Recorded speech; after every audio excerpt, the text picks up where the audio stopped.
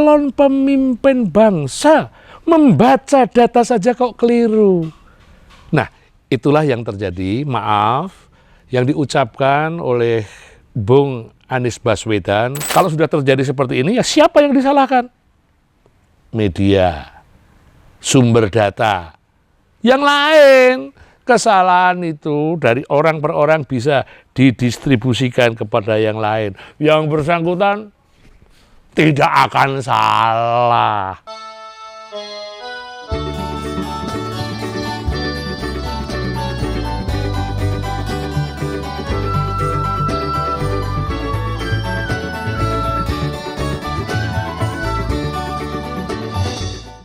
Ya, sekarang saya ingin bicara tentang orang yang keliru membaca data.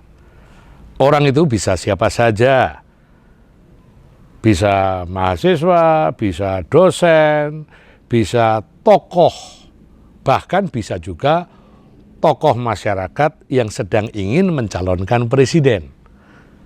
Salah membaca data. Jika itu terjadi, diucapkan dalam satu pidato yang resmi oleh seorang calon presiden, tentu saja ini menggambarkan satu hal yang fatal. Calon pemimpin bangsa membaca data saja kok keliru. Nah, itulah yang terjadi, maaf, yang diucapkan oleh Bung Anies Baswedan ketika Milad 21 PKS tanggal 20 Mei tahun 2023 lalu. Dia membandingkan soal jumlah panjang jalan di era Presiden SBY dan era Pak Joko Widodo. Setelah itu memang terjawab dari kantor Kementerian PUPR lewat Dirjen Bina Marga menghadirkan data yang akurat. Mengatakan bahwa apa yang diucapkan Bung Anies Baswedan keliru, sangat mendasar. Jadi disebutkan tuh oleh Bung Anies bahwa era zaman Pak Bambang Susilo Yudhoyono itu membangun 144.000 kilometer. Itu terdiri jalan nasional, provinsi, kabupaten, dan itu peningkatan status saja. Bukan membuat jalan baru. Sebab kalau membuat jalan baru sepanjang 144.825 km sesuai data dari Kementerian PUPR ini, itu membutuhkan anggaran yang luar biasa. Emang duitnya dari mana? Karena anggaran untuk Bina Marga khusus membuat jalan setelah dipotong ABCD, yang tersisa itu hanyalah 30,68 triliun. Sementara membuat jalan raya itu biayanya adalah 12 miliar per kilometer. Jadi dari alokasi dana selama 10 tahun itu hanya menghasilkan 3.835 kilometer saja. Real. Bukan 144.802 kilometer. Itu hanyalah total dari peningkatan status jalan. Bayangkan. Membaca data yang sederhana seperti ini saja keliru. Bayangkan. Calon presiden.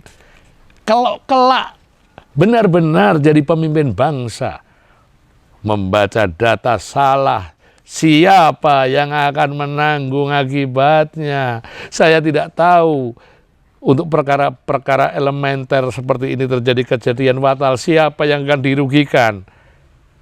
Tentu kita, rakyat ini, para pembayar pajak ini. Lawang membaca hal yang paling elementer saja salah. Tapi yang namanya juga calon presiden yang selalu ingin pencitraan, beliaunya sih nggak pernah salah. Dia itu bawaannya bener melulu. Kalau sudah terjadi seperti ini, ya siapa yang disalahkan? Media, sumber data. Yang lain, kesalahan itu dari orang per orang bisa didistribusikan kepada yang lain. Yang bersangkutan tidak akan salah.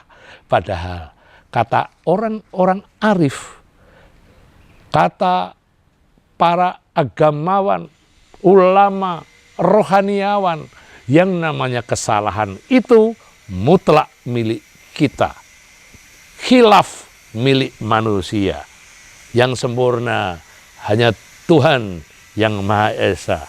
Jadi saya pikir ya, meskipun dia sedang mencitrakan diri sebagai calon bakal presiden, janganlah ragu-ragu untuk mengakui kekhilafan dan kesalahan.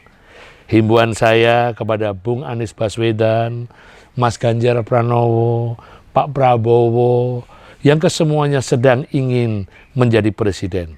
Jika Anda kesandung kesalahan, kesandung khilaf, akuilah semuanya itu sebagai diri Anda yang masih manusia.